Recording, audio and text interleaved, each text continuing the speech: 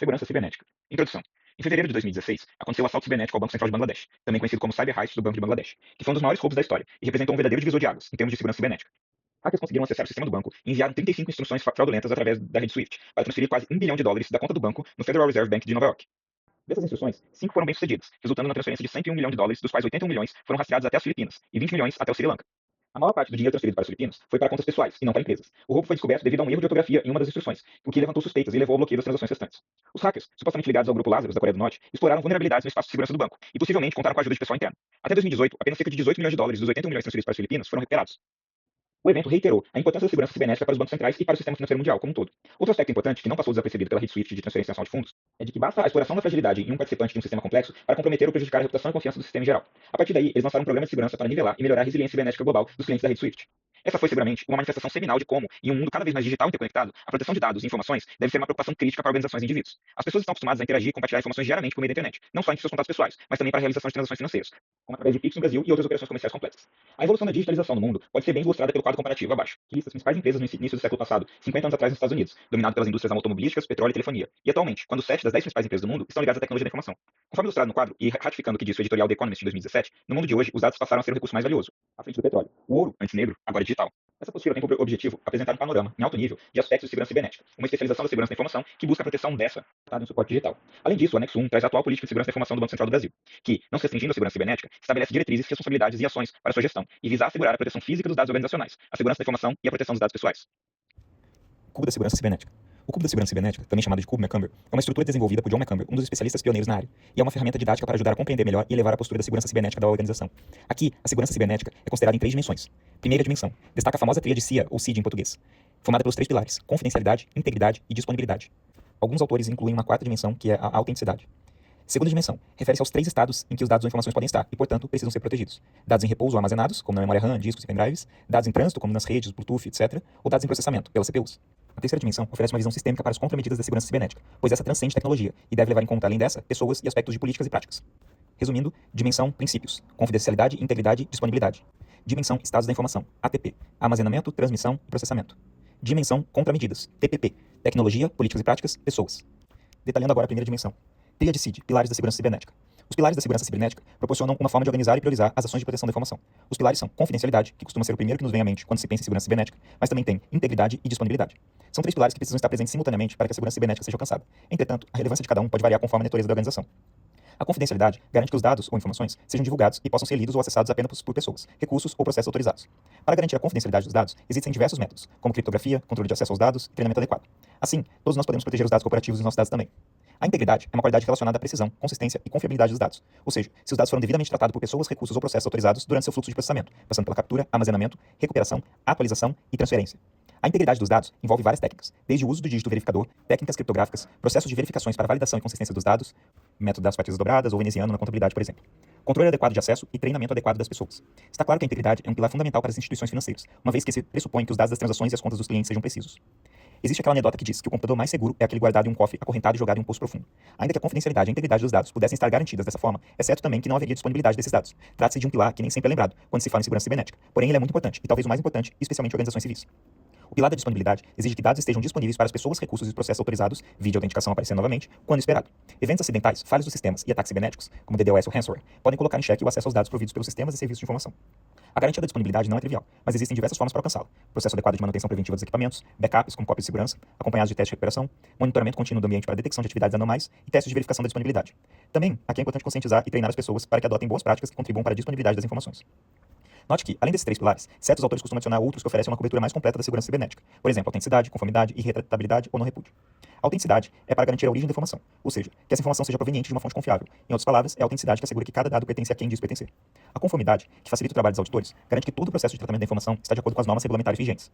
Um 6º pilar seria a irretratabilidade ou não repúdio. Este pilar impede que algum usuário negue a autoria de determinada informação ou transação. A criptografia oferece recursos adequados para isso através da assinatura digital. Segunda dimensão, estados da informação. A outra dimensão considerada no cubo da segurança cibernética leva em conta os estados pelos quais os dados se manifestam, durante seu ciclo de vida para estabelecer as medidas de proteção adequada em cada estado. Tais estados, armazenamento, transmissão e processamento, vão exigir estratégias próprias para a proteção do dado. Armazenamento. Quando em repouso, armazenados em dispositivos persistentes, como discos rígidos, unidades de estado sólido ou unidades USB, o foco está na integridade e confidencialidade. Com o uso adequado de criptografia e controle de acessos rigorosos, serão mitigadas possíveis ameaças à segurança dos estados estacionados em tais dispositivos. Transmissão. Durante essa etapa, ocorre o movimento dos dados entre diferentes sistemas ou diferentes componentes de um sistema. Se os canais usados para essa transmissão forem seguros ou de baixa confiabilidade, os dados poderão ficar expostos. Assim, a proteção dos dados em trânsito é essencial para evitar sua interceptação, quebra de confidencialidade ou alteração, quebra de integridade. É possível proteger os dados em trânsito com o uso de criptografia, do canal usado para transmitir ou do próprio dado. Essa medida contribui para garantir a confidencialidade e integridade dos dados nessa etapa. Porém, serão necessárias outras estratégias para assegurar que a comunicação seja bem sucedida, ou seja, para garantir que os dados estejam disponíveis ao final da transmissão. Processamento. Nessa etapa, os dados são processados dentro dos computadores. Ainda assim, é preciso tomar cuidados até para evitar alterações ou acessos acidentais indevidos aos dados, especialmente quando se utilizados para realizar operações específicas, como atualizar registros em um banco de dados. Terceira dimensão, contramedidas de segurança. A terceira dimensão do cubo oferece uma visão sistêmica da segurança cibernética. Ela considera que, para se ter uma proteção mais eficaz dos dados, é necessária a adoção de medidas abrangentes que abordam aspectos relacionados às pessoas, à tecnologia em si e às políticas e práticas da segurança cibernética. Pessoas. Os colaboradores são a primeira linha de defesa contra ameaças de segurança, e sua adequada conscientização, treinamento e educação é fundamental para garantir seu engajamento e a proteção dos dados e processos de uma organização. Tais medidas, além de fortalecer a postura de segurança da organização, servem para enraizar uma cultura organizacional permeada de práticas seguras, evitando que o elemento humano seja o elo mais frágil da segurança cibernética. Tecnologia. Sistemas de informação são baseados em tecnologia, e sua proteção também, mas é importante para serem eficazes que as soluções de proteção como antivírus e firewalls estejam alinhadas com o nível de maturidade da organização. Por isso, elas precisam estar implementadas de forma a permitir a prevenção e a rápida detecção das ameaças cibernéticas, antecipando ataques e proporcionando respostas proativas. Política e procedimento. A base estrutural que oferece o arcabouço fundamental e legítima às ações voltadas à segurança cibernética são os controles administrativos, sob a forma de políticas e procedimentos, sem os quais a implementação de segurança cibernética terá grandes dificuldades de ser acolhidos pela organização. Também entram nesse bojo os planos de resposta a incidentes e diretrizes de melhores práticas. Para o melhor êxito da segurança cibernética, é imprescindível que as políticas sejam estabelecidas e comunicadas de forma clara pela organização. Riscos na segurança cibernética. A equação abaixo expressa, de forma sintética, a relação entre três conceitos importantes para a gestão de riscos cibernéticos. Riscos é igual a ameaça vezes vulnerabilidade. A gestão de riscos cibernéticos é uma abordagem essencial para realizar a adequada proteção de sistemas e dados sensíveis. A abordagem possibilita a adoção de uma perspectiva bem ampla, compreendendo a identificação de vulnerabilidades, ponderação das ameaças e mitigação dos riscos, para se chegar a um ambiente digital mais seguro. Risco é onde a ameaça e a vulnerabilidade se encontram. Vulnerabilidade. A vulnerabilidade é um ponto fraco ou deficiência em um sistema, processo, pessoa ou recurso que pode ser explorado por atores maliciosos ou eventos indesejados e não controlados. A vulnerabilidade tira a eficácia de algum controle, como, por exemplo, uma fechadura que pode ser aberta por qualquer chave ou grampo. Infelizmente, por mais complexo e bem desenhado que seja um sistema, muitas vezes basta uma simples vulnerabilidade para comprometer sua segurança como um todo. No caso da segurança cibernética, não faltam exemplos de vulnerabilidades tais como bugs de segurança nos sistemas operacionais, aplicativos desatualizados, especialmente os que interagem com dados externos com origem sempre confiável, como navegadores, clientes de e-mails ou leitor de PDF, senhas fracas ou mal gerenciadas, política de segurança imprópria e falta de procedimentos de backup, que pode dificultar a recuperação dos dados após os ataques. Ameaça. Já a ameaça é algum evento, ação, pessoa ou entidade capaz de explorar as vulnerabilidades de um sistema ou organização, lhe causando danos. Basicamente, tudo aquilo que pode trazer dor de cabeça por causa da vulnerabilidade. As ameaças podem ser naturais, causadoras de estresse naturais, humanas, seja um hacker agindo externamente ou colaboradores mal intencionados agindo internamente, ou técnicas, como malware, vírus e ataques de phishing. De qualquer forma, perceba que por trás das ameaças técnicas, tem pessoas. Risco.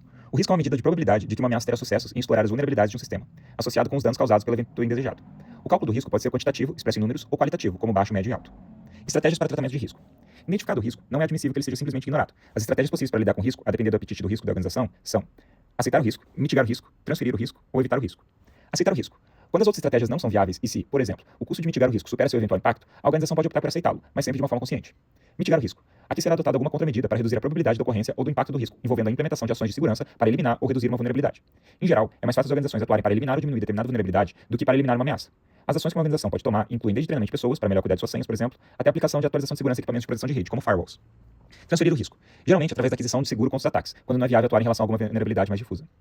Evitar o risco. Nesse, evita-se o risco eliminando o sistema ou recurso que contém a vulnerabilidade. Um exemplo seria, por exemplo, descontinuar o uso de um software obsoleto. Segurança em camadas. O modelo de segurança em camadas não é exclusivo da segurança cibernética e foi proposto na década de 90 por James Turison, então pesquisador da Universidade de Munster, para explicar as falhas que ocorrem em sistemas complexos. A analogia que se faz é a de um queijo suíço, pois ao fatiá-lo aparecem diversos buracos em cada fatia. Porém, ao sobrepor um número razoável delas, os buracos serão tapados. Durante a pandemia do coronavírus, o modelo de proteção do queijo suíço, especialmente antes do desenvolvimento de vacinas, foi resgatado por pesquisadores, como o virologista Ian McKay, da Nova Zelândia, para ajudar as pessoas a se protegerem contra o vírus da Covid. Nenhuma medida isolada de prevenção que tentamos implementar para combater a Covid funciona 100%, mas quando começamos a juntar diferentes camadas, criamos uma barreira efetiva, ressaltou o cientista. Vantagem da segurança em camada. O princípio orientador de uma estratégia de segurança em camada é a ideia de que um único produto de segurança não pode proteger totalmente uma rede de todos os ataques a que ela possa enfrentar. No entanto, a implementação de vários produtos e práticas de segurança pode ajudar a detectar e evitar ataques à medida que surgem, permitindo que as organizações mitiguem efetivamente uma ampla gama de ameaças. Na medida que as organizações escalam suas redes, sistemas e usuários, a abordagem se torna cada vez mais importante. Outra vantagem da segurança em camadas é a redundância, evitando-se pontos únicos de falha. Se um invasor externo derrubar uma linha de defesa ou uma ameaça interna comprometer parte da rede de uma organização, outras medidas de segurança em série podem ajudar a limitar e mitigar os danos a toda a rede. Por outro lado, usar apenas um produto de segurança cria um único ponto de falha. Se ele for comprometido, toda a rede do sistema pode ser violada ou danificada como resultado. Produtos usados. Embora as estratégias de segurança em camadas variem de acordo com a necessidade de uma organização e os recursos disponíveis, elas geralmente incluem um ou mais produtos nas seguintes categorias: controle de segurança física, controles técnicos de segurança e controles administrativos de segurança. Controle de segurança física define sistemas de TI, edifícios corporativos, data center e outros ativos físicos contra ameaças, como adulteração, roubo ou acesso não autorizado. Isso pode incluir diferentes tipos de controle de acesso e métodos de vigilância, como câmeras de segurança, sistemas de alarmes, scanners de cartão de identificação e segurança biométrica, por exemplo, leitores de impressão digital, sistema de reconhecimento facial, etc. Controles técnicos de segurança abrangem o hardware e o software necessários para evitar violações à confidencialidade, à integridade e à disponibilidade dos dados. Os produtos de segurança comuns nessa camada incluem firewalls, sistemas de detecção ou prevenção de intrussão, (DSPS), tecnologias de isolamento de navegador, como sandbox, software de prevenção contra a perda de dados, (DLP), e software antivírus, dentre outros. Controles administrativos de segurança se referem a políticas definidas por administradores de sistemas e equipes de segurança que controlam o acesso de sistemas internos, recursos corporativos e outros dados sensíveis aplicativos. Também deve incluir treinamento de conscientização de segurança para garantir que os usuários pratiquem uma boa higiene de segurança, mantenham os dados confidenciais e evitem expor sistemas, dispositivos e aplicativos a riscos desnecessários. Práticas comuns. Além dos produtos e políticas de segurança, as organizações precisam implementar fortes práticas de segurança para limitar o risco de suas redes e recursos. Isso pode incluir um ou mais dos seguintes: acesso com menor privilégio, autenticação multifator, criptografia, segurança da rede, análise comportamental ou segurança Zero Trust, confiança zero. O acesso com menor privilégio é o princípio de conceder aos usuários permissão para acessar apenas os sistemas e recursos de que precisam para sua função. Isso ajuda a minimizar o risco para o resto da rede. Se as credenciais de um usuário forem comprometidas e um usuário não autorizado tentar realizar um ataque ou acessar os dados sensíveis. A autenticação multifator, como o próprio nome sugere, requer várias formas de autenticação para verificar a identidade de um usuário ou dispositivo antes de permitir o acesso a uma rede ou aplicativo. A MFA, Multi-Factor Authorization, normalmente inclui a prática de higiene de senha forte, estabelece controles rígidos para dispositivos e verifica a identidade por meio de dispositivo e ferramentas externas, por exemplo, inserir um código de verificação a partir de um dispositivo móvel. Criptografia protege os dados sensíveis de serem expostos a partes não autorizadas ou maliciosas. As informações são ocultadas pela conversão do texto não criptografado, informações que podem ser lidas por humanos, em texto criptografado, combinação geradas aleatoriamente de letras, números e símbolos. A segmentação da rede ajuda a limitar a exposição de sistemas e dados internos a fornecedores, contratados e outros usuários externos. Por exemplo, configurar redes sem fios separados para usuários internos e externos permite que organizações protejam melhor suas informações confidenciais de partes não autorizadas. A segmentação de rede também pode ajudar equipes de segurança a conter ameaças internas, limitar a disseminação de malware e cumprir os regulamentos de dados. A análise comportamental pode ajudar a detectar padrões de tráfego anormais e ataques, à medida que ocorrem. Ela faz isso comparando o comportamento do usuário com uma linha de base de comportamento normal que foi observada no passado. Qualquer anormalidade pode acionar o sistema de segurança para redirecionar o tráfego malicioso e evitar a realização de ataques. A segurança Zero Trust, ou confiança zero, é uma filosofia de segurança que reúne muitos conceitos acima, com a suposição de que as ameaças já estão presentes dentro de uma rede, e nenhum usuário, dispositivo ou conexão deve ser confiável por padrão. Essas são apenas algumas práticas que devem ser empregadas em uma abordagem de segurança em camadas, à medida que os tipos de ataque continuam a evoluir para explorar vulnerabilidades em produtos de segurança existentes. Novos produtos de estratégia devem ser desenvolvidos para contrapô-los. Criptografia. A criptografia é usada para proteger os dados contra roubo, alteração ou comprometimento, e funciona transformando os dados em um código secreto, que só pode ser desbloqueado com uma chave digital exclusiva. Os dados criptografados podem ser protegidos em repouso, em computadores ou em trânsito, entre eles ou enquanto são processados, independentemente de estarem no local ou em servidores de nuvem remotos. A criptografia forma um núcleo matemático robusto da segurança cibernética, pois seu processo de proteção das informações ou dados é baseado em modelos matemáticos usados para embaralhá-los, e que exigem uma chave para decifrá-los. Os modelos variam do simples ao complexo, com os matemáticos e cientistas da computação inventando diversos algoritmos de criptografia para proteger as informações e dados dos quais dependemos diariamente. A cifra de César, Crypt 2, é um exemplo de criptografia simples, usada pelo imperador romano Júlio César na sua correspondência particular. As letras de mensagem original são substituídas por a uma distância fixa no alfabeto. A chave para deciframento é essa distância, que o destinatário usa para recuperar a mensagem original. Os métodos mais modernos utilizam espaços de chaves bem maiores, com centenas ou milhares de caracteres, e algoritmos bem mais complexos. É interessante observar que, se a digitalização crescente do mundo atual fez aumentar a importância da segurança cibernética da criptografia, a necessidade de ferramentas mais eficientes para o uso criptográfico fomentou o desenvolvimento dos computadores. O Colossus, computador desenvolvido pelo Reino Unido durante a Segunda Guerra, e um projeto que teve a participação do famoso Alan Turing, foi criado para melhorar a capacidade dos aliados em decifrar as mensagens codificadas pela máquina Enigma, usada pelos alemães. Charles Babbage, outro pioneiro da computação do século XIX, também fez estudos em criptografia para tentar quebrar o cifrador de Vigenère, que se mostrava bem hermético antes da existência dos computadores. A criptografia oferece 4 funções importantes. 2 delas, confidencialidade e integridade, fazem parte da tríade SID, e as outras 2, autenticidade e não repúdio, na versão expandida com 6 pilares de segurança cibernética. Confidencialidade, mantém o conteúdo dos dados em segredos. Integridade, valida que o conteúdo da mensagem ou dos dados não foram alterados desde o envio. Autenticidade, certifica a origem da mensagem ou dos dados. Não repúdio, o remetente dos dados ou a mensagem não consegue negar sua origem. A criptografia também contribui com o pilar da conformidade, pois muitos regulamentos de privacidade e segurança de dados determinam que o uso da criptografia forte para a proteção dos dados pessoais, de saúde, HIPAA, transações de cartão de crédito e débito, PCI DDS, privacidade, GDPR e LGPD no Brasil, etc. Ainda, muitas vezes que se diga só cripto salva, a criptografia não é capaz de garantir a disponibilidade dos dados e informação. Aliás, até pelo contrário, ataques de ransomware usam técnicas criptográficas para prejudicar a disponibilidade da informação. Backup, backup, backup. A criptografia, por si só, também não inibe técnicas de interceptação baseadas simplesmente na análise de tráfego e cujo padrão pode oferecer informações bem úteis para o eventual atacante. Tipos de criptografia. Na criptografia simétrica, a chave precisa ser compartilhada previamente entre as partes. É a mesma chave privada para criptografia e descriptografia. Os algoritmos da criptografia simétrica são bem eficientes, exigindo um baixo consumo computacional para criptografar e descriptografar, adicionando pouco atraso no processo que pode ser melhorado ainda mais se a mensagem puder ser previamente compactada. A dificuldade maior na criptografia simétrica está no processo de distribuição da chave, através de um canal inseguro. Afinal, se uma pessoa tiver acesso à chave privada, ela poderá descriptografar todas as mensagens e dados enviados entre as partes. Ou seja, para transferir a chave compartilhada através de um canal inseguro, seria necessário criptografá-la, mas, para isso, seria necessário uma chave diferente, que, claro, também não poderia ser compartilhada em claro por um canal inseguro. Daí a invenção da criptografia assimétrica, que resolve o problema da distribuição de chaves usando um par delas, não trivialmente derivada uma da outra por um terceiro. Uma das chaves é pública e pode ser divulgada amplamente. Já a outra, ainda mais privada, como na criptografia simétrica, não pode ser compartilhada e deve ser mantida bem guardada pelo titular. A chave pública é usada para enviar mensagens criptografadas, garantindo sua confidencialidade, pois só o titular conseguirá realizar a descriptografia com a chave privada. É claro que essa deve ficar bem resguardada. O sigilo da chave privada garantirá o sigilo da comunicação. Os algoritmos baseados em chave privada costumam ser computacionalmente mais onerosos, tanto o processo de geração das chaves como dos processos de criptografia e descriptografia, pois as chaves costumam ser bem maiores, com cerca de 2048 bits. As chaves para criptografia simétrica têm cerca de 256 bits. Os algoritmos usados na criptografia assimétrica também podem ser mais custosos, e por isso a criptografia assimétrica não escala bem para um grande volume de dados. Por outro lado, é claro que é possível tomar partido das vantagens de cada um dos tipos. Como a criptografia assimétrica resolve o problema da distribuição das chaves e a simétrica escala melhor para um grande volume de dados, é possível usar a criptografia assimétrica para distribuir as chaves da simétrica, que são poucos bytes, e deixar por conta dessa criptografia do grande volume de dados. Algoritmos de criptografia comuns. Os métodos mais comuns de criptografia simétrica incluem o DS, o triplo DS, o AES e o two-fish. O DES, ou Padrão de Criptografia de Dados em português, foi desenvolvido no início da década de 70 e adotado pelo governo dos Estados Unidos em 77. O tamanho da chave DES era de apenas 56 bits, o que o tornou obsoleto no ecossistema de tecnologia atual. Dito isso, ele influenciou o desenvolvimento da criptografia moderna, já que os criptografistas trabalham para melhorar as teorias e criar sistemas de criptografia mais avançados. Ele foi pensado para ser implementado em hardware e evitar ser um gargalo nas comunicações de dados. O triplo DS corresponde à composição serial de 3 DS, sendo que o do meio é configurado para descriptografar, ou seja, ele seria compatível com o DS simples desde que usasse a mesma chave nas 3 etapas. O método permitiria no agregado até a triplicação do tamanho da chave, dificultando a tentativa de descriptografia com força bruta, baseada na exaustão de chaves. No entanto, foram sendo descobertas fraquezas e outras formas de ataque, e o triplo DS passou a ser considerado inseguro, tendo sido declarado obsoleto e descontinuado pelo Instituto Nacional de Padrões, NIST, dos Estados Unidos a partir de 2023. O AES, ou Padrão de Criptografia Avançada, foi criado para substituir o DS. O AES é o método de criptografia mais usado hoje, tendo sido adotado pelo governo dos Estados Unidos em 2001. Ele permite a realização de criptografia em blocos de 128 bits e pode ter chaves de 128, 192 ou 256 bits. O two-fish foi adequado para a implementação em hardware e software. Ele é um método de criptografia simétrica bastante eficiente. O two-fish é usado no PGP, Pretty Good Privacy, um aplicativo de criptografia bem conhecido. Ele pode ter chaves de até 256 bits. Já os métodos mais comuns de criptografia assimétrica são o RSA e a criptografia de curvas elípticas. O RSA foi criado pelo trio de pesquisadores do MIT, Rivest, Shamir e Adleman. O método foi descrito pela primeira vez em 77. Ideias semelhantes foram descobertas no GHCQ, do Reino Unido, também nos anos 70, pelos pesquisadores Clifford Cox e Hef Benjamin, mas o trabalho deles era secreto e só veio a público em 97. No RSA, as chaves são criadas a partir do produto de dois números primos grandes, um número auxiliar, por exemplo, 3 ou 65.537, e o seu inverso multiplicativo. O produto dos dois, módulo dos dois primos, é igual a 1. As operações de criptografia e descriptografia são exponencialmente modulares. As chaves RSA podem ser muito grandes, 2048 ou 4096 bits são tamanhos típicos, 1024 bits já não são considerados seguros, e, portanto, incorrem um custo computacional. O RSA geralmente é usado para compartilhar as chaves de criptografia simétrica de forma confiável. Elliptic Curve Cryptography, SC, ou criptografia de curvas elípticas. São algoritmos mais recentes baseados na matemática de curvas elípticas em campos finitos. O método oferece a segurança robusta, mesmo usando chaves menores. Por exemplo, uma chave de curva elíptica de 256 bits tem a segurança de uma chave do RSA de 3072 bits. O menor tamanho das chaves permite implementações mais eficientes, importante em equipamentos que dependem de bateria, como celulares e outros equipamentos da internet das coisas, IoT. Claro, também podem ser usados para compartilhamento seguro das chaves usadas na criptografia simétrica. Pontos de atenção. Gerenciamento das chaves. Processos adequados para gerenciamento e guarda das chaves são essenciais para garantir a eficácia da criptografia. A segurança do processo criptográfico não depende da matemática dos algoritmos criptográficos, mas também do sigilo das chaves privadas. Note que os algoritmos citados são de conhecimento geral, e portanto todo sigilo e segurança da criptografia repousa no sigilo e segurança das chaves. Outra estratégia usada pelos atacantes está em conseguir chaves de criptografia de uma organização fraudando o processo de emissão das chaves às autoridades certificadoras. É por isso que um sistema de gerenciamento de chaves seguro, muitas vezes baseado em módulos de segurança em hardware, costuma ser usado por organização para gerenciar e proteger as chaves.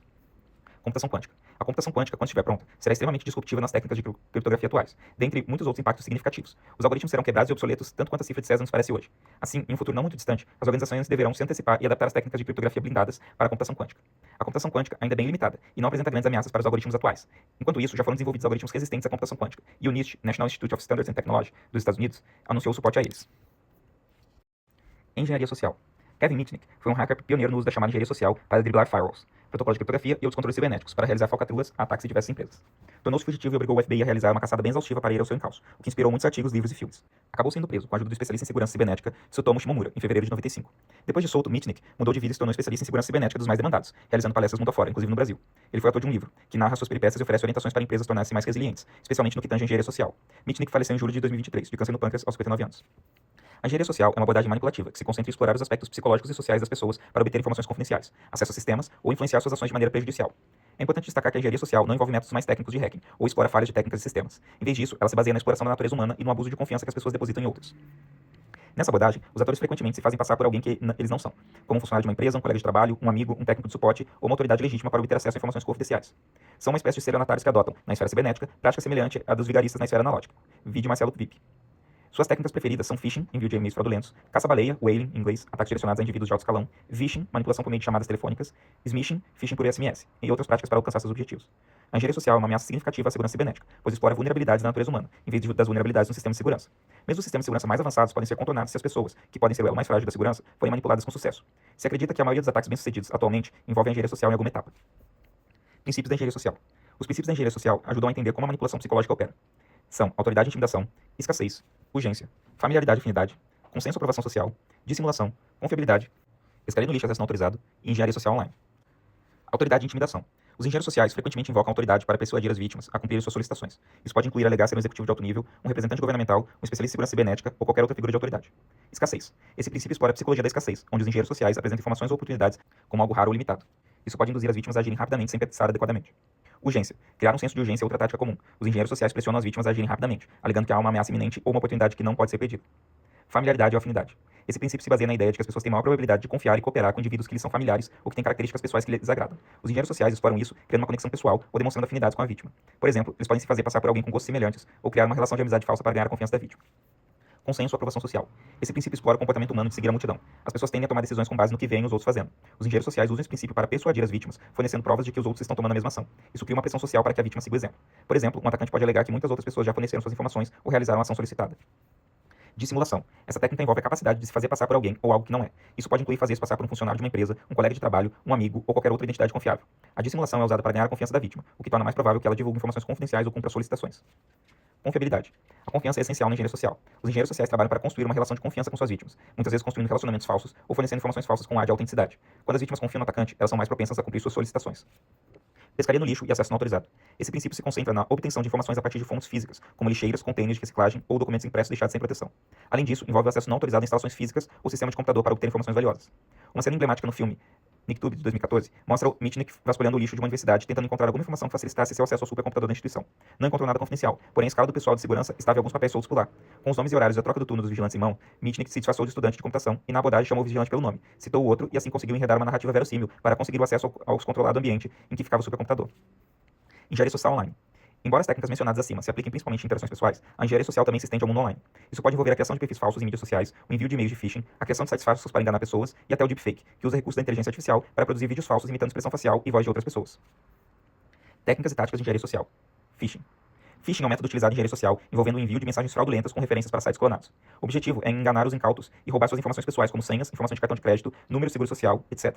Em inglês, a palavra phishing pronuncia-se fishing, pesca, sugerindo que os atacantes estão lançando uma isca para pescar informações confidenciais. O uso de PH no lugar de F pode ser derivado de outro termo mais antigo, phreaking, em que os hackers americanos tentavam burlar o sistema telefônico para realizar ligações de longa distância gratuitamente. A anatomia do ataque de phishing ocorre em 4 etapas. 1. O atacante envia um e-mail de phishing para o alvo. 2. A vítima clica no link de phishing e visita um site falso. 3. O hacker coleta os dados de credenciais da vítima. E 4. O hacker usa as credenciais da vítima para acessar as informações privadas dela. O spear phishing é uma forma de phishing mais direcionada, endereçada a indivíduos específicos ou organizações. Quando se trata do indivíduo de cúpula de uma empresa, como CEOs, diretores executivos de mais alto escalão, usa-se o termo whaling, de caça-baleia. Para evitar cair em golpes de phishing, é importante estar com atenção plena quando estiver processando seus e-mails, pois é cada vez mais difícil distinguir as mensagens falsas das verdadeiras. Em caso de qualquer suspeita, é bom fazer um duplo check na autenticidade do remetente, evitar clicar em links presentes na mensagem ou abrir seus anexos enquanto não tiver certeza de que se trata de uma mensagem legítima.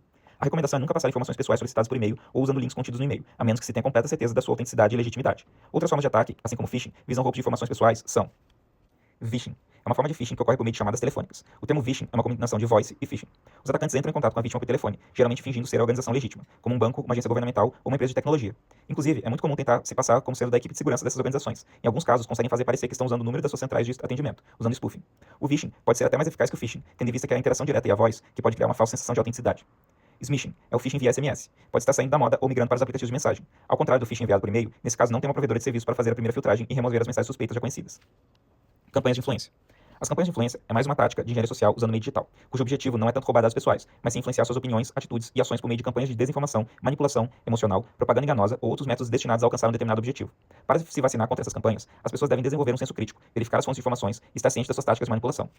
As fases da campanha são identificação de alvos, desenvolvimento de narrativa, distribuição de conteúdo, amplificação, engajamento, monitoramento e adaptação, avaliação de sucesso. Identificação de alvos. Os operadores por trás da campanha identificam grupos-alvos ou indivíduos específicos que desejam influenciar. Isso pode ser baseado em fatores demográficos, psicográficos, geográficos ou outros critérios. Desenvolvimento da narrativa. Uma narrativa é criada para transmitir uma mensagem específica. Isso pode incluir informações falsas, propaganda, teorias da conspiração, apelos emocionais ou outros elementos destinados a persuadir o público-alvo. Distribuição de conteúdo. A narrativa é distribuída por meio de uma variedade de canais, incluindo mídias sociais, sites de notícias falsas, blogs, redes de mensagem, anúncios pagos e outros meios de comunicação. A disseminação, muitas vezes, é mascarada como conteúdo legítimo. Amplificação. Os operadores podem usar robôs, bots ou contas falsas nas mídias sociais para amplificar o alcance da campanha. Isso cria ilusão de apoio popular à narrativa. Engajamento. Os operadores buscam envolver o público-alvo, incentivando discussões, compartilhamentos, comentários e ações específicas que estejam alinhadas com os objetivos da campanha. Monitoramento e adaptação.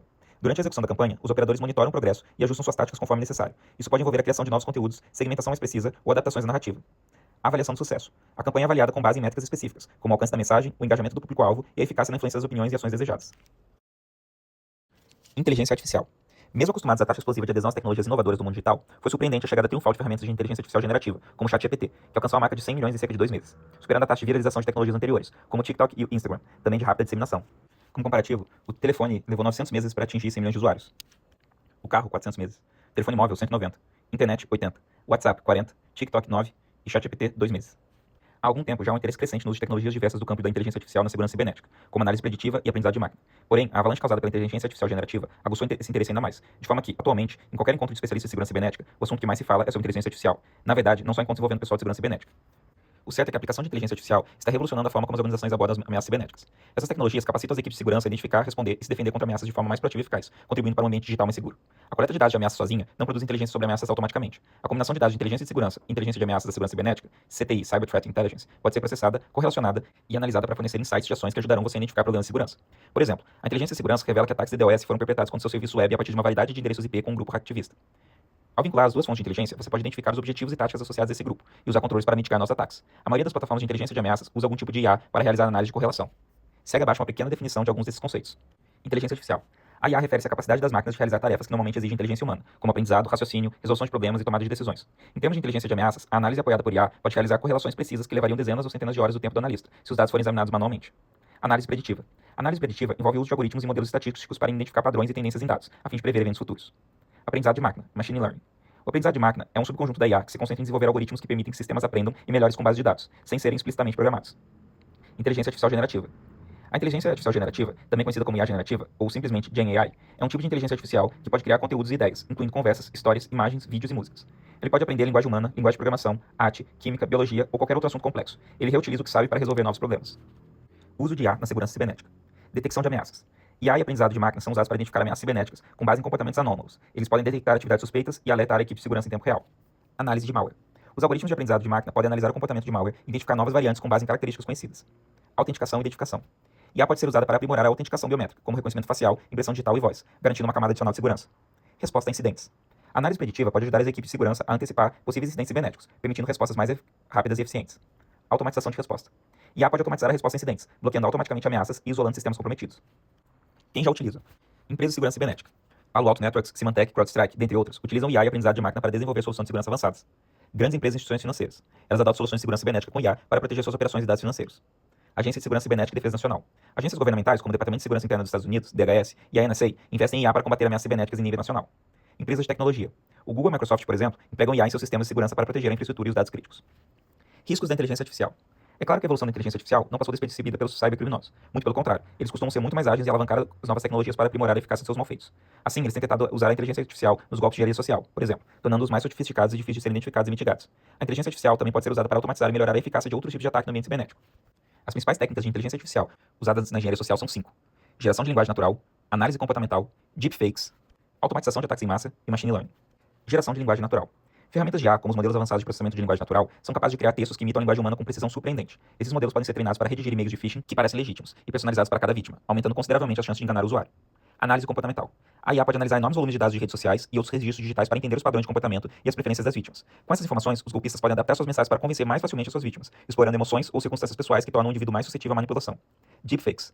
A tecnologia de IA pode criar vídeos e clipes de áudios falsos, mas convincentemente realistas, conhecido como deepfakes.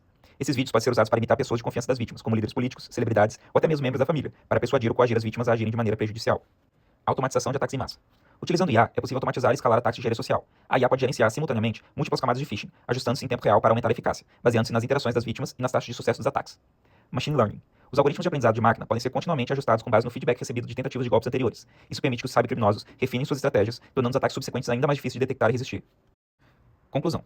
É bem conhecida a máxima de que informação é poder, o que remete à importância e necessidade de sua adequada proteção. Estando a informação em suporte digital, a proteção pode ser alcançada com as abordagens de segurança cibernética, no que tange às suas tecnologias, processos e pessoas devidamente preparadas.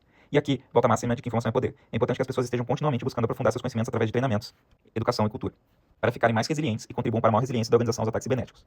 A segurança cibernética é a responsabilidade de todos e a evolução do uso da inteligência artificial na engenharia social aponta para a necessidade do compartilhamento dessa responsabilidade, ainda maior entre os colaboradores da organização. Se, atualmente, a maioria dos ataques tem um componente associado à engenharia social, a tendência é que isso se torne cada vez mais frequente. Essa apostila buscou apresentar um panorama da segurança cibernética em alto nível, para destacar a importância, estimular a reflexão e provocar o interesse para o tema naqueles que não são tão próximos a ele, ou são, mas ainda não sabiam que são.